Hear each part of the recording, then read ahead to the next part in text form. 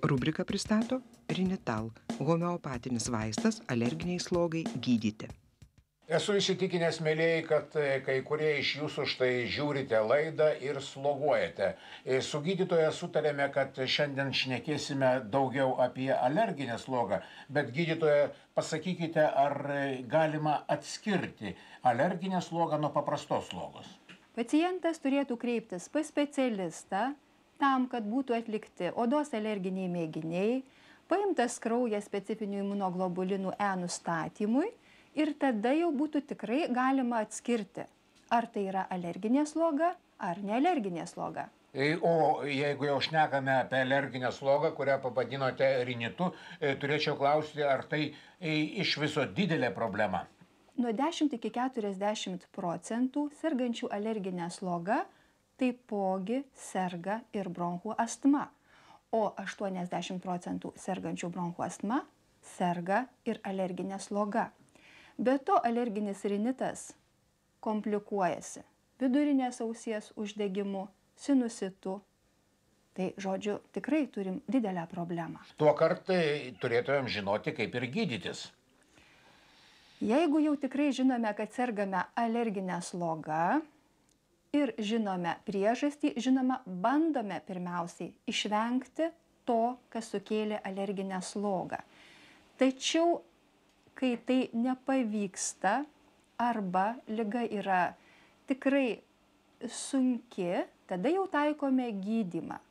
Yra kelios vaistų grupės. Tai yra antihistamininiai vaistai, purškiami gliukokortikosteroidai į nosį, retais atvejais taikomi geriami gliukokortikosteroidai, taip pat taikoma specifinė imunoterapija.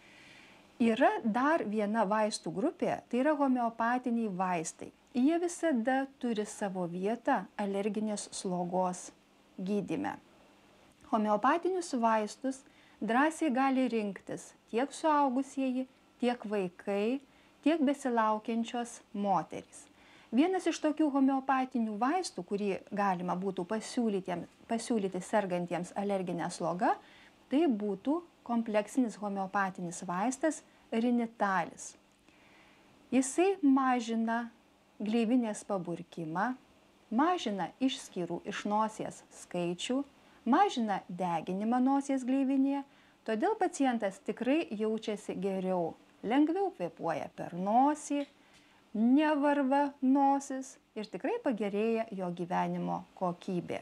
Jeigu Kristina susiruošia šnekėti apie rinitalį, tai tiems, kurie turi problemų su alergija, tai ko gero greit ir pavasaris. Taip, Saulelė, manau, kad tikrai yra daug mūsų tarpe žmonių, kurie nelabai to pavasario laukia, nes prisimena tiek akių ašarojimą, tiek čiaudulį, nosies perštėjimą, tekėjimą ir kitus alerginės slogos simptomus. Tad, kad tų simptomų nebūtų, o gal jie būtų lengvesni, manau, kad tokie žmonės turėtų pasirūpinti iš anksto, net jau prieš 6-8 savaitės iki augalų žydėjimo. O kodėl reikia iš anksto pasirūpinti? Saulelė, mes sustiprinsime organizmą, kad tas alergenas ar iš to žiedo iškritusi žiedadulkė kuo mažiau įjautrintų mūsų organizmą.